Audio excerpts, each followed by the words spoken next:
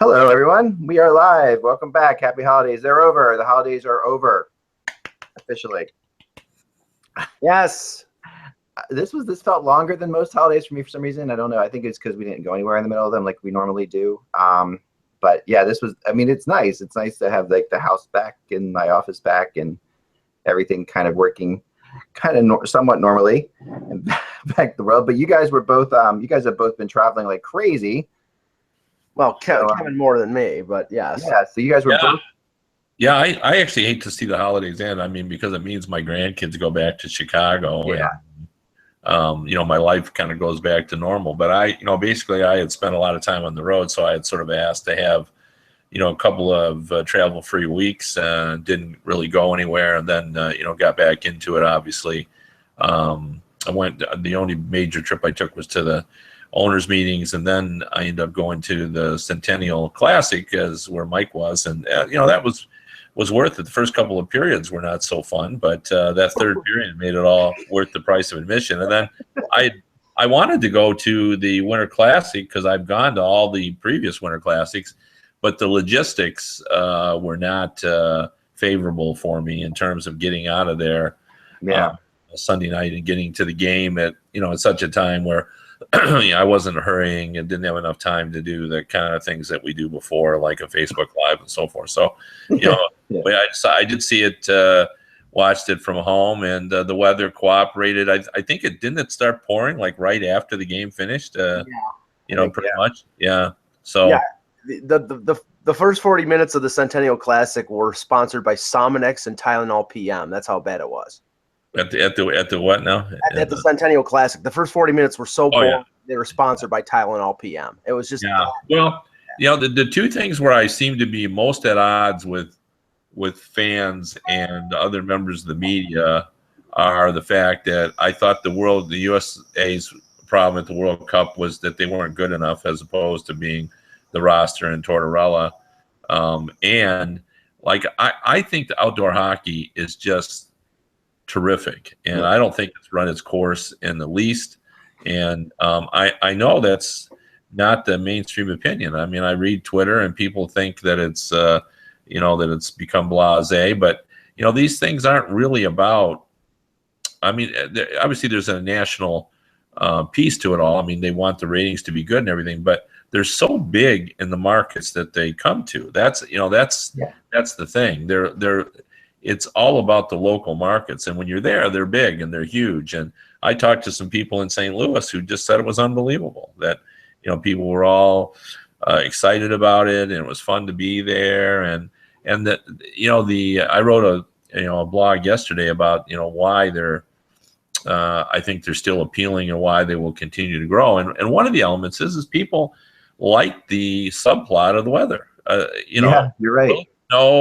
Will it rain? What's going to happen? It's going to be delayed. The media doesn't like delays because it screws up our schedule. But otherwise, this is just part of playing outdoor hockey. It's just and everybody wants it to snow. And now, obviously, in St. Louis, it's not likely to do that. But they had 47 degrees, but the rain was a concern. And there was talk. When Mike and I were in Toronto, there was talk that the game would be delayed a day in St. Louis. Yeah. So I mean that would be really interesting. Well, Well, the thing is, it's like, things would be a little ass backwards if this was the case. The game in Toronto was delayed a half an hour because of glare.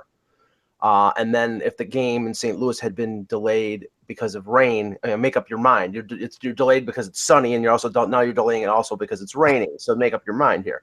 But no, if everything went rather swimmingly in Toronto. I mean, there was a lot of concern the day before. There was talk about tickets still being available, but once game time got around, all the red seats at Exhibition Stadium were filled. And it was a pretty good event, but I've heard many a complaint from many a fan that the first 40 minutes they were really bored and they were really cold because it was not a lot of action. Oh, no, come on. No, Toronto fans did not complain about being cold. I got messages from people. I'm telling you, but I do not believe that. The Toronto fans are hardy Canadians. I'm not disputing. I know people send the message, but I think that any Canadian who's complaining about being cold really, really needs to think about that. I mean, honestly, like, I always tell this story. One of my favorite visual images of Winter Classics will always be the outraged Canadian fans unwilling to pay, and I have the utmost respect for this. They're unwilling to pay the jacked up prices for parking in Ann Arbor for the Winter Classic. Mm-hmm. The vision of them trudging up Ann Arbor Saline Road for miles, with the wind and the snow and the fighting against the wind, their heads lowered, all wrapped up in their jerseys. And it was Toronto jerseys. It was just a long line of Toronto jerseys down Ann Arbor Saline Road, walking 2 or 3 miles because they refused to pay the outrageous parking. It was like Napoleon's retreat from Moscow. It really did look like that. Are you selling parking spots on your lawn for that, Kevin? Yeah, or a scene from Dr. Zhivago at the Ice Palace. That's the way it looked, as the soldiers trudged along. It was unbelievable. It's funny that you mentioned that because because when the World Junior was here in Buffalo, like it's going to be next year, there was price gouging for parking around the First Niagara Center. It was $50 to $100, and there were Canadian fans who would park their cars in Fort Erie and walk over the Peace Bridge and go through customs and walk all the way to First Niagara Center, which was 2 or 3 miles, rather than pay $50 American for ridiculous pricing. So that's par for the course. But come on now. I mean, I'm with Kevin on this 100%. I mean, people who complain about the Winter Classic, it's very easy to complain about the Winter Classic. First of all, it's just a layup, right? Because I'm not saying that the fans were complaining just because. Oh yeah, I know, but in general, because the game was boring and it was cold. If the game was exciting in the first 2 periods, they wouldn't have cared about the weather. I think hockey, okay. I mean, I watched the first 2 periods, and maybe it was boring if you were there and you had anticipations of it being the greatest game in the world. But it was really Detroit versus Toronto. These are 2 teams that are both battling to make the playoffs, and I'm not, and they're both, arguably going in different directions, and some are, who knows? I mean, the Red Wings I think have already rebuilt, and I think they're going to be really strong in the next year or two. This might be a 1-year thing. They might still make the playoffs. Toronto is still making a run for the playoffs. So these are 2 interesting teams, but this isn't Chicago versus, Montreal or LA or something like that. These are 2 teams that are not full of superstars. Like Austin Matthews is a superstar, but beyond that, and Zetterberg's a superstar, but you don't have a lot of these guys who are, and Dylan Larkin will be a superstar, and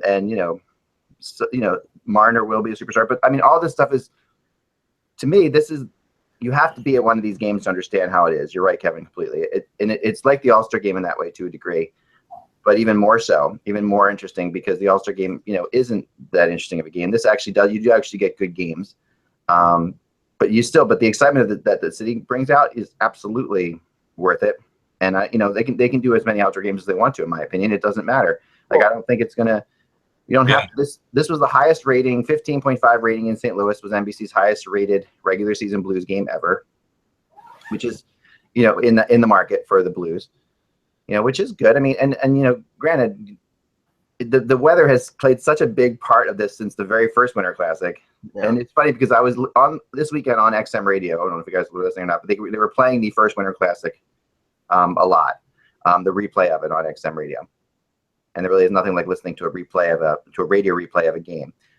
So I was listening to this, and as I'm listening to this, they continually throughout the game complained about the weather. They would go down to people and they'd be like, "Oh, I don't know how the players are doing it. It's really tough, the snow. That's just crazy. I can't believe they're being forced." And there were people on the radio actually complaining about it. And Bill Clement came in at one point and said, "Guys, this is great. This is awesome." He said, "We got to stop complaining about this." Well, I thought it was a little bit of overkill that they had Jim Cantori from the Weather Network, like giving like every 15-minute update on the right. This has become part of the game. This is part of. Oh yeah. Yeah, that he has become part of the tradition.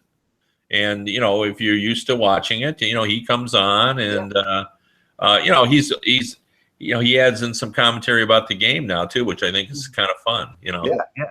I can't remember when he handed off. I think he just on one time on the NBC game, he described the action as he was handing off.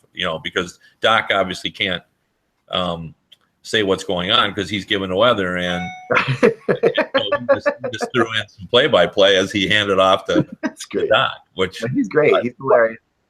Yeah, I have to say one thing, because 40 minutes of boring hockey followed by, I think, probably the most compelling 20 minutes, and then the overtime of any outdoor game that the NHL has put on, because you had the Leafs score 3 goals and then blow the lead, and then I thought a pretty good overtime. So it was saved by that excitement, and you could feel it was palpable in the stadium after the game, because there was a lot of fans who, after we went over to the Leaf locker room to talk to some of the players and went back to talk to Mike Babcock after the game, that the fans were there were still 20,000 fans at BMO.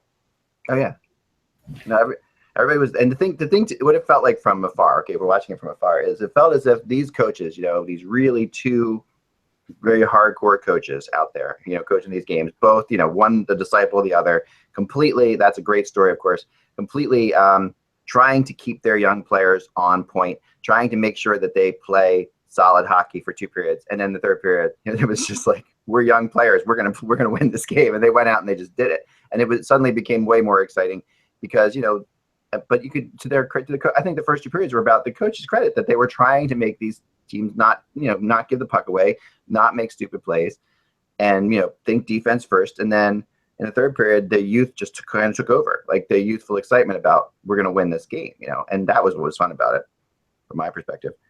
Yeah, no, boring hockey. I mean, like it wasn't so much that nobody was doing anything as much as it was both teams were playing, pretty well defensively and preventing the other teams from getting anything done. So, I mean, if you're a fan of defensive hockey, those first 2 periods were your tea. No, they were people. It was straight up the boards. It was no, not trying to stretch too many stretch passes. It was all the stuff that that good coaching has taught these guys, and shows why these 2 teams are in good hands. But both teams are coached by coaches who teach a very similar system. And I can say when the Leafs play Carolina and they play Bill Peters and they play the same system as Babcock does, it's not exactly an exciting game. So, but. But in the third period, I think you're right, Ak. The kids, I mean, the Leafs got that tying goal. They scored 4 goals in, I think, like 11 minutes. And then, the flaw of that team, which I'm probably going to write about sometime this week, reared its ugly head. They've won 5 games in a row, but in the last 3 games, they had a 2-0 lead against Florida, blew that in 3 minutes. They had a 2-0 lead against Tampa, blew that pretty quickly. Had a 4-1 lead against Detroit at the Centennial Classic, blew that, lost it with 1.1 seconds left in regulation, won all 3 of those games. Yeah. You can't keep blowing leads like that and think that you're a legitimate playoff contender. Now, they have a lot of talent, and Kevin, the Leafs have the makings of a team that in a few years I think is going to be extremely good. But right now, their weak spots, if for people who think that they can challenge for a playoff spot right now, their weak spots are going to kill them. And I don't think that that Lou Lamoriello is going to go out and try to fix those things in a short-term basis just to get them in the playoffs. Well, I actually asked Babcock the question at the press conference relating to how he viewed it. I mean, do you look at this young team and say, well, they're blowing third period leads, or do you say, wow, after they blow these third period leads, they have the mental toughness and resiliency to find a way to win them? Yeah. And, to be honest, and I think this kind of speaks to our personality, I've appreciated their resiliency, and Mike has seen their their collapses, which kind of speaks to how we tend to our hockey. Like I think it kind of shows that they, to me, it shows that they do have a shot. Now, problem is in that Atlantic, and this is another thing we should talk about. Remember how, and I'm the first to admit that I was guilty of this, of saying that 5 teams are coming from the Metropolitan and only 3 are coming to the Atlantic. Yeah. if you've been following the standings in the last short period, we may want to rethink that a little bit. I mean, I'm not saying that it won't happen, but you know, it still could end up 4-4, and you know, and who knows with this Toronto team. I mean, I asked Mike when we were walking out of the building because I didn't know the answer how many rookies play for the Maple Leafs, and he says Mike was telling me it's between 7 and 9 that are playing on a regular basis for this team. And you know, sometimes, and we all know this, rookies don't know what they don't know, and by that, so sometimes they just go play. So they don't think about it. They just go play. They play on instincts, and particularly young goalies. And sometimes they have a lot of success, and then they don't crash and burn until the following year when they've had a summer to think about, you know, how they've accomplished all that, and they think, you know, we can't really do what we did. So who knows? I mean, they might be able to make a run. I tend to agree with Mike that I think I'm dubious that they'll be able to do it, because I just think there are some good teams over in the Atlantic that'll prevent them from doing it. I mean, don't we all agree that the Tampa Bay will figure out a way to get in the playoffs? Yeah, I do. I completely think so. I thought so, but I've watched them 2 or 3 games in the last couple weeks, especially the one against Toronto. And, you know, they have Drouin, they put the triplets back together, but unlike last year, they're clearly missing Stamkos. Now Bishop is hurt, so all the weight is on Vasilevsky. I think they'll get it straightened out, and Cooper is an excellent coach, but I think they're going to have to use that $8.5 million that they have on long-term injury with Stamkos to maybe get them some help before the deadline, because I think they're going to need that help. Well, that's another interesting thing too, because I've been saying, well, you know, Yzerman, you know, will lay hands upon his team and figure out, you know, how to get it done, but you know, in talking to some general managers, I mean, we all, I think, believe that the Lightning need a top 4 defenseman. And I was talking to a general manager who said, you know, there's absolutely nothing going on in the trade market. That, you know, everybody needs defensemen, and there are none available. And some of the ones that everybody thought were available are not available. So, you know, I mean, Cam Fowler, because there's a salary cap situation. I'm drawing a blank now. Help me. Who was the defenseman injured there? Was with the Penguins? Oh yeah. In Anaheim. You mean talking Penguins? Dumoulin was hurt. Penguins, and then he went to Anaheim. Simone Dupre. Dupre is hurt. So you know they didn't have the salary cap issues at the start. So you know they don't need to trade Cam Fowler, and they're certainly not going to trade him now the way he's played, you know, this season. And then some people were speculating that Dougie Hamilton was going to be traded. He's not going to be traded. Now Jacob Trouba is not likely to be traded. There are no top 4 defensemen available other than Shattenkirk, and they want to make a hockey trade. So it makes it a little bit difficult. You know, he's going to go, you're going to have to give a piece back because St. Louis is a contender, and Shattenkirk is an important part, not of their future, but of their present. So, you know, so it's you know, whether getting back to whether Yzerman can pull that off, or where's he going to go to get that player? Well, okay. The question is, Kevin, whether that means like whether the philosophy of teams, the way they'll approach it is, will they go out and say, okay, we can't improve on defense, so let's try to improve up front, and like the forwards that are out there, you know, like potentially a Van Riemsdyk or some UFA for, you know, do they go that direction, or do they overpay for, you know, guys like Dennis Weidman, who are UFAs, rental defensemen, who may not be top 4, but might help them. You know, he can play the power play, he can play minutes. I mean, will they go deeper into the defensive pool, or will they go and try to address other things and just roll the dice? I think that's fair, but you know what I would say about Weidman is, don't we think the Flames will be in the mix? The Flames are in the mix right now. Yeah. You know, and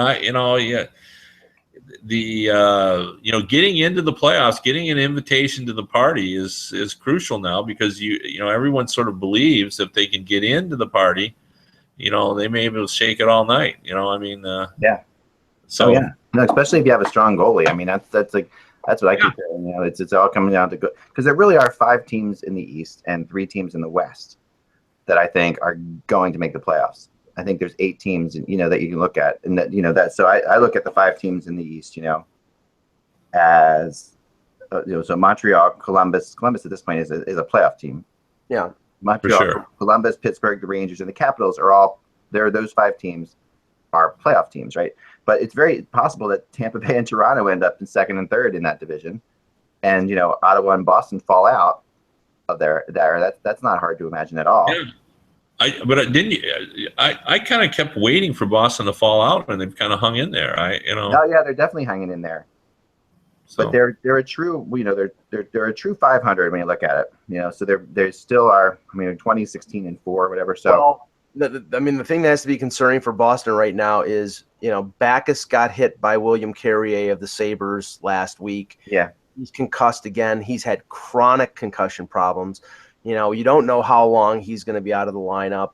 So basically, there was your one big piece that you added in the offseason to improve up front, and now he's out of the lineup, and you don't know how long it's going to take. So that knocks them down a bit. Tampa's missing Stamkos. Tampa's missing Bishop. Florida cannot seem to get things on track. Now, right now, Toronto is, they're hot, but it's a question of whether they can keep that up, and their schedule gets difficult now. They've been playing a lot of teams that were sort of under 500, and playing teams on the road that were, like Arizona and Colorado, who are the 2 worst teams in the league. Their schedule gets tougher now. They're playing Washington tonight. They're playing Montreal on Saturday. It's possible they continue to keep going, and if that's the case, then they're really in the playoff mix. But it's also possible that they'll come up against veteran teams and they'll start slowing down a bit. Yeah, but they were, their Philadelphia's schedule gets tougher too. That's the team that they're taking. So it's like, and the crazy thing to me is for the first time. I can't remember this being this much disparity, but I was looking at this today. So in the West, we have 4, 5, 6. All right, so there's 1, 2. You're muted, Kevin. You're muted, Kevin. Sorry. I can't ever remember this many teams with a minus goal differential in the NHL at one time. Sorry, Kev. So you have to unmute yourself, Kev. Kevin, you're muted. Sorry, on your screen there. I can't unmute you. Sorry. Yeah, you just drag the cursor up. There you go. Okay. I got you. Okay. But you know what I mean, Kevin? This is like we're looking at is what 8 teams, 8 of 7 or 9 of 16, 9 of 14 teams in the Western Conference with minus goal differentials. It's like it's crazy. And he's dominated. But it's the strength of those top teams in the East that's causing all the. Columbus and Pittsburgh and those teams have been in Montreal. They're just piling up the pluses. Yeah, they're a combined 150 plus goal differential when those top 5 teams in the East. It's crazy. They are just nuts. Columbus is a plus 50 goal differential by itself. Yeah. Right. That's crazy. But then when you look after that, it really just gets. Tampa and Toronto are plus goal differentials, where Boston and Ottawa are minus. Yeah, it all seems completely within reason that they could climb up in there. And Calgary is, like you say, in the same boat, and they're going to be in it. So I think we're really going to see a heck of a playoff race in the Western Conference, especially. Yeah, they're the only team of the top 6 in the league in goal differential that is a Western Conference team is Minnesota. Every single one who is plus 20 or above is an Eastern Conference team. But if you look at the rest of the East after those 5 teams, after Columbus, Pittsburgh, New York, Montreal, and Washington, they're all around even. Yeah, they're all around even. Yeah. Yeah. And only a few teams with really big minuses. So that to me I always look at that as a marking point towards the future of where this is going in the playoffs. And when you see that many teams that close, it's going to be tight right down the stretch, and schedule is going to have a lot to do with it. The fact that Flyers have only played 5 Metro Division games to this point is a big factor. Because the Metro Division is so strong. Columbus the same way. Columbus has played 5 Metro, or the Flyers have played 7. Columbus has played 5 Metro Division games to this point. That's a lot, and now that means Columbus has to deal with a lot of games against the Penguins, Rangers, and Capitals. Same with the Flyers. So those are going to bring that sort of back into focus, I think, a little bit. But yeah, it's so crazy close. I think that it's going to just be a phenomenal race. which is going to make the trade deadline all the more ambiguous, because buyers and sellers are starting to vanish. I was doing that today, and I'm like, okay, so everybody is almost in the middle range now, where they're not a definite buyer or a definite seller. That's what happened. Yeah.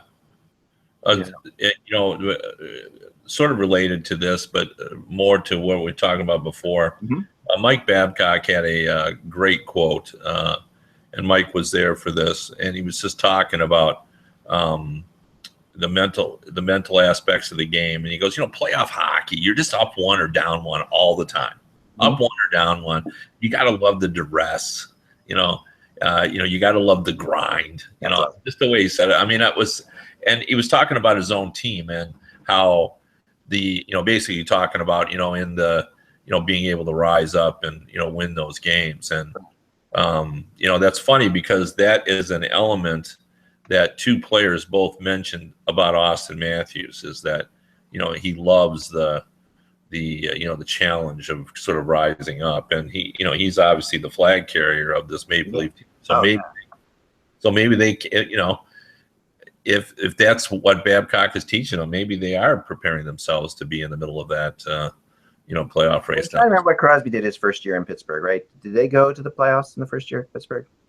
I don't think they did. No, did they? No, but no. The year before they went to the final against Detroit and lost, they got into the playoffs and lost in the first round, I think, to Ottawa. So they made the playoffs before they made their first Stanley Cup run, but right. I think it was only a one run. I think that was Crosby's first year, right? I think their first year. His first year was 05-06, so this was 06-07, so his second year. Yeah, I don't think they made it.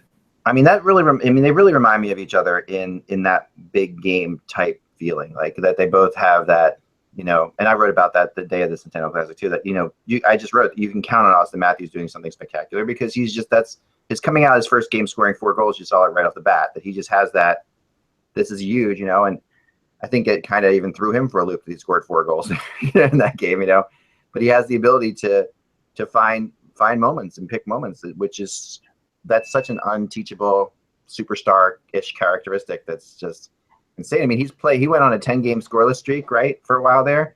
13 game scoreless. Games, and yet he's still tied with Patrick Laine, right, for goals? No, he's leading now. Yes, I mean that's yeah. Well, he's on a 46-goal pace, and there's only 5 other players who have scored that many as a rookie. Yeah, that's insane. And we were both, and Kevin and I were both in the interview room when Marner and Matthews came in, and the thing that I'm struck by is he doesn't seem phased. He doesn't seem in awe of the situation. He is so grounded and so down to earth and so adult at 19. I mean, there's no debate now. He is going to be the Maple Leafs team captain. It's a question of just when they want to give him that kind of responsibility. Maybe next year, maybe the year after. But he's just such a solid, down to earth kid. It's unbelievable. Now this is be a controversial statement, and this in no way is any criticism of Connor McDavid. But he is more equipped, in my opinion, to be a captain right now than Connor McDavid is. Yes. Just totally. In terms of his personality and his ability to, not that Connor McDavid shouldn't be captain. I'm just saying, Austin Matthews, is just a little more polished. Well, there are two schools of thought about. There are 2 schools of thought of making somebody a captain. You make somebody a captain because he's your best player, which Connor McDavid is one of the best players, if not the best player in the league. That was the argument for Matt Sundin back in the day in Toronto. But then there's also the argument about having somebody who is a leader, and even if it's a quiet leader. And right now, I mean, Austin Matthews, I don't know the dynamic in the locker room, but he inspires that team by the way he plays. You talk to any of these other players. I talked to Connor Brown. I talked to Matt Martin after the game, in a scrum, and they're all like they're all in awe of the talent that he has. He's like it's interesting too that the historically the NHL, and there's no other sport. I love the tradition of the captain, because in no other sport is the captain so important as it is in hockey. But I don't believe that necessarily that the best player should be the captain, But I do think it's problematic when you have a captain who isn't playing a lot. Yeah. And like I've seen that happen, character guys. But if you're playing 10 and 11 minutes and can't really impact the game as much, I think it does become sort of an issue. 100% agree, especially among, this is going to sound weird, but among Canadians. So I've always felt this because the Canadian players, more than I think any other players, will not speak up if they don't feel like they are important enough. Like they will not get in front of everybody and say we got to play better if they're playing 11 minutes a game. They won't do it, and it's just their own. It's like a humility that they've been taught, and that they really feel like. And I've seen it a couple times, over my career covering captains that just didn't talk because they were, like you said, they were minor roles, which is a problem. Even though they are the key character guy or what have you, in the as far as the guy, but sometimes that character guy isn't your natural captain. I wonder with Babcock though, if how quickly he will make him a captain. That's a big question in my opinion, because Babcock better than anyone. Yeah. But yeah, no, that's a tough one, and he's it's hard to read him historically because he's had veteran guys as captains that he inherited. Like it wasn't a hard choice for Lidstrom to follow Yzerman, the perfect human being. Following maybe arguably one of the top 2 or 3 captains in the history of the league. Right. Well, I don't know. I don't know whether it was the one of the press conferences prior to the game I was at against Pittsburgh last month, or if it was at some point this past weekend. But Babcock was asked a question about Matthews, about him learning his craft and going up against more veteran players, and he essentially said, "I don't have to worry about Austin. He's good. He handles that situation." He's more worried about guys like William Nylander and guys like Mitch Marner, who every once in a while he has to keep their head in check and puts them on the fourth line and gives them a wake-up call.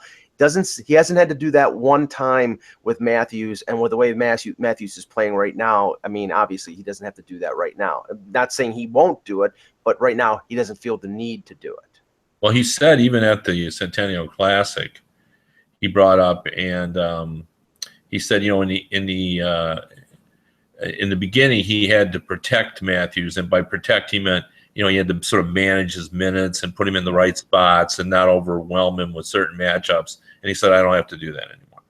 Yeah. Like, who's ever out there. Which makes his point all the more impressive because, oh my gosh. But he also right after, in his interview after the game, he said, well, he's good.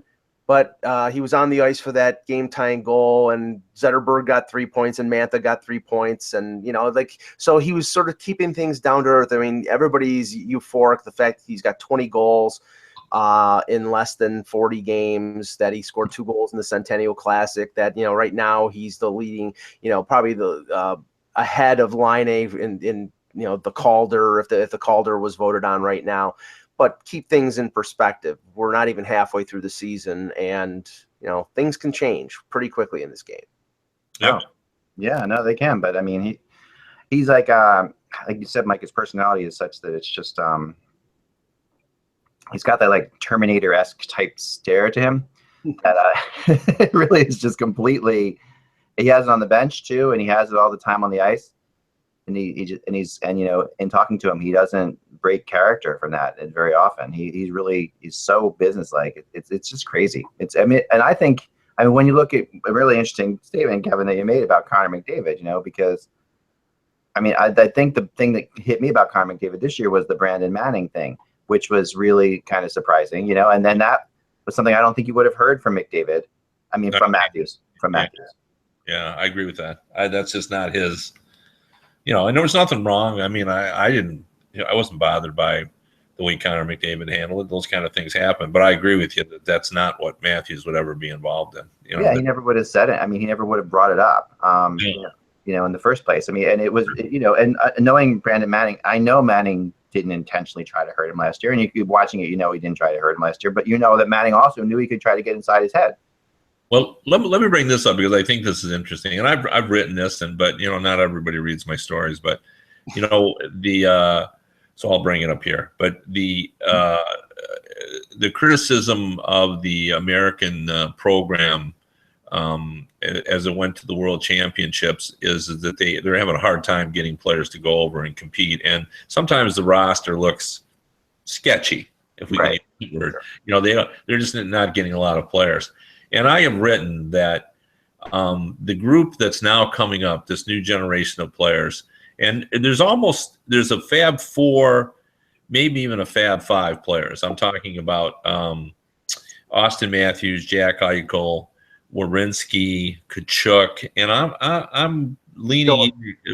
Pardon me, Dylan Larkin, maybe.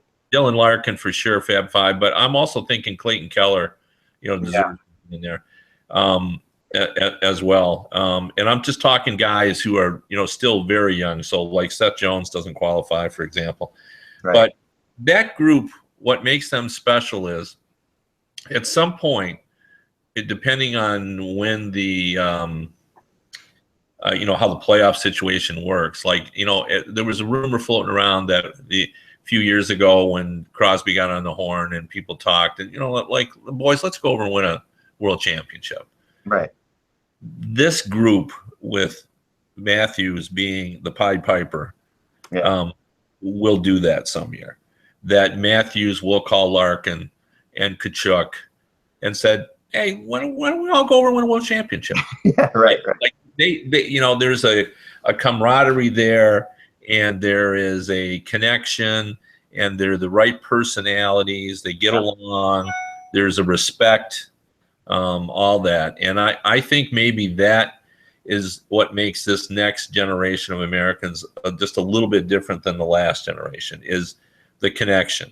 They had that, and the personalities, that they can sort of do that. And, that it's going to change the face of American hockey, that Matthews and Eichel will be the top two centers on the team, and Werenski will be the I know.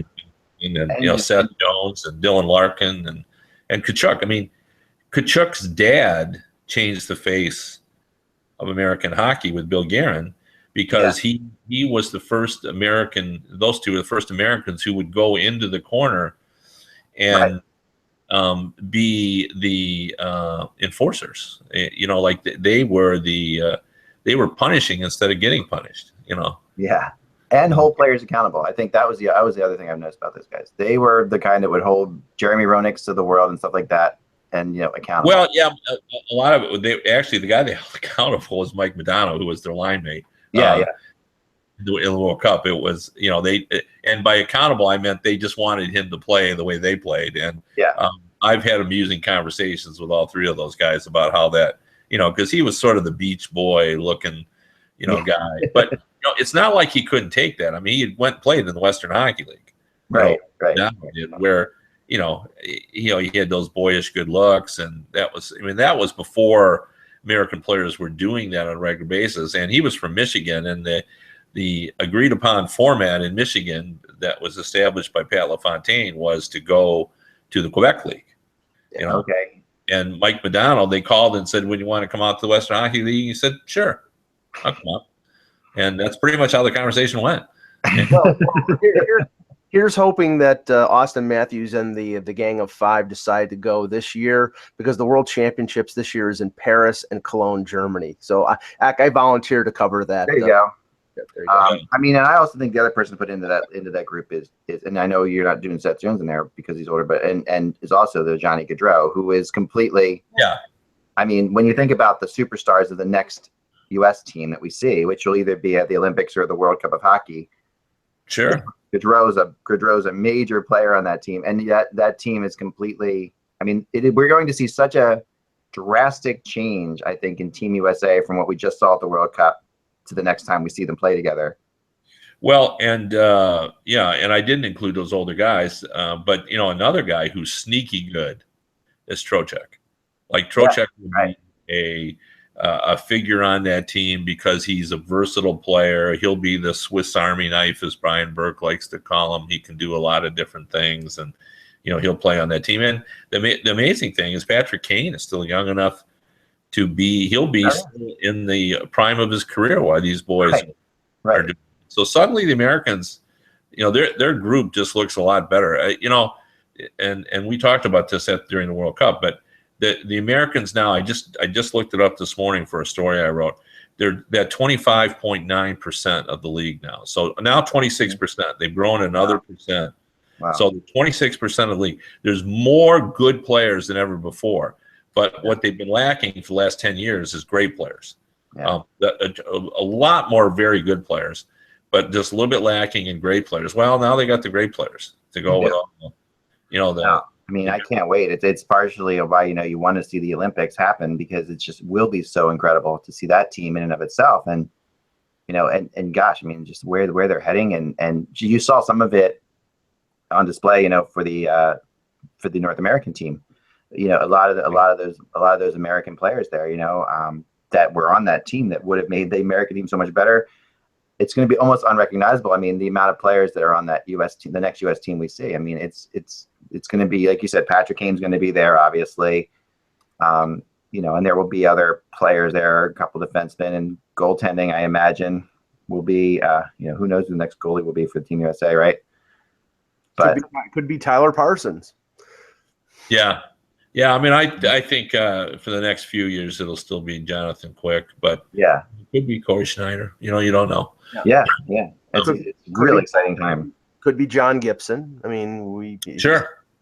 Yeah, I mean, goaltenders are a little harder to, predict. But the team, up front and on defense, I think there's going to be a pretty big turnover from that group that played in the World Cup. And, those players that played in the World Cup were good players, but the group coming up is just better. They're just stars. I mean, they're stars. And like you said, the whole key thing of guys like Matthews and Tkachuk being rallying, like Tkachuk was in the past, with Darren, is that those are stars that are liked by all the U.S. players, and I'm not saying that those stars now aren't liked by all the U.S. players, but I think sometimes in Canada, some of the better players, some of the younger players that are coming out right now don't have the same kind of down to earthness that like Austin Matthews has. Like that everybody just sort of relates to him right away. And he doesn't big time people at all. I'm not saying that McDavid does that, but Matthews definitely doesn't do it. And you can see it very clearly. And and I would say that the American have built in their harmony, like construct it through their development program, like these kids have played together. Right. Yeah. Austin Matthews went to and met with the boys on the World Junior team. Well, he's eligible to play with that team. Like he played with these guys, in the National Development Program. So he's a star in the NHL. But, he was here in Michigan in the development program a couple of years ago playing with the likes of Larkin and some of these guys who were on the World Junior team, Clayton Keller. Last year he's playing for USA for the World Juniors, right? I mean, that's Jeremy Bracco was his line mate at the under-18s, and that could potentially be his line mate with the Leafs in a couple of years, the way things are going. So, I think Bracco's been terrific, by the way. I think he's been an unsung hero for the U.S. team. Like every time I watch the game, every time he's on the ice, you notice him. He does something. He makes a play.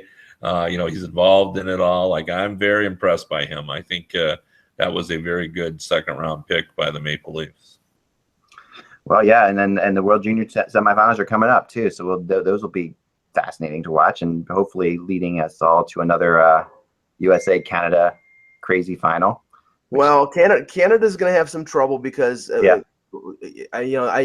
beat the Czechs. You can't take that away from them. I thought that they would beat them by leaps and bounds, and I didn't think their goaltending really served them very well. They, Connor Ingram let in a couple, I thought, soft goals, but Canada was just too deep and too talented. But they're coming up against Sweden, and I've watched Sweden 3 times, and to me, and Kevin and I were talking with Russ during the weekend.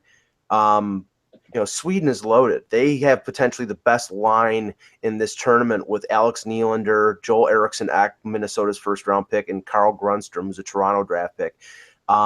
They're loaded. Their defense is solid. Their goaltending is. I believe both goaltenders that they have were at the World Junior last year. So Canada's really going to have a tough time against Sweden. I think the U.S. got the easier of the two matchups because Samsonov, the Russian goalie, is good, but I don't think the team in front of him is as good as Sweden's defense and forwards.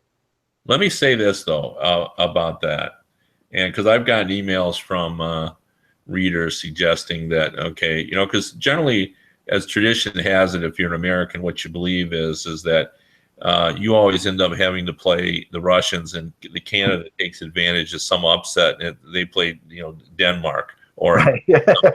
Right. It's like you still hear the guys complain about the fact that in the 2002 Olympics, to get to the gold medal game, the Americans had to go through Russia, and the Canada got to go through Belarus.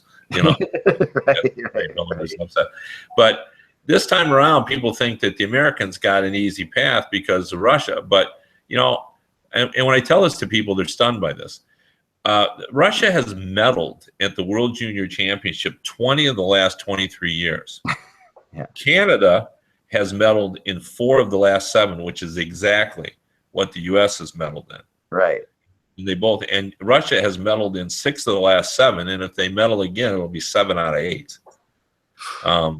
And this team that they have in front of them, there's no Ovechkin on this team. There's no young Datsuk or young McGillney or anything, but there's some really good players, like the kid from the Minnesota Wild, whose name right now escapes me. Kaprizov, I think it is. Yeah, he's leading the tournament in scoring still, I think, or it might be maybe. No, I think he is. They've got some players, and they're pretty good size. They're all really skilled. Samsonov is a pretty good goalie. So I think the Final Four, which doesn't usually happen, is actually the true Final Four of the tournament. I think these are the 4 best teams. So Sweden medaled in like 20 of the last 21 or something like that too. Well, I don't know about that, but they've been hot, that's for sure. And this, I think this is an important tournament for the Americans because they went 10 years in this tournament before they won their first medal, and they won like 3 medals in their first 20 some years, and now all of a sudden they've sort of gotten it together. But it would be important for them to establish the consistency here and get their 5th medal in 8 years. No, for sure. And we're going to get out of here, but also just now on the wire is from the NHL is that Austin Matthews was named Rookie of the Month for December. Just emailed to us. And a bit of injury news. Apparently, the Montreal Canadiens are playing the Nashville Predators. In the morning skate, Max Pacioretty took a shot off a shot from Shea Weber off of his one of his legs, and then he was carried off the ice. So now his status for the game is in question. Okay. Wow, that's a biggie. Montreal. Yeah, Montreal still has their issues. And they're playing. They got off to the great start again, but then they're not nearly as collapsible as they were last year. But they're still having. Because the one guy who hasn't gotten hurt, and I'm sure all Montreal fans are knocking on wood as I'm saying that, is Carey Price. Galchenyuk's gone down. Desharnais has gone down. They've lost other players, but Carey Price is still there. And as long as Carey Price is there, they have a fighting chance of winning. Yeah, no, they're a playoff team with Carey Price. There's no question about it. All right, well, thank you so much, Kevin. This, by the way, I never did the actual introduction to the show. This was January 3rd, 2017.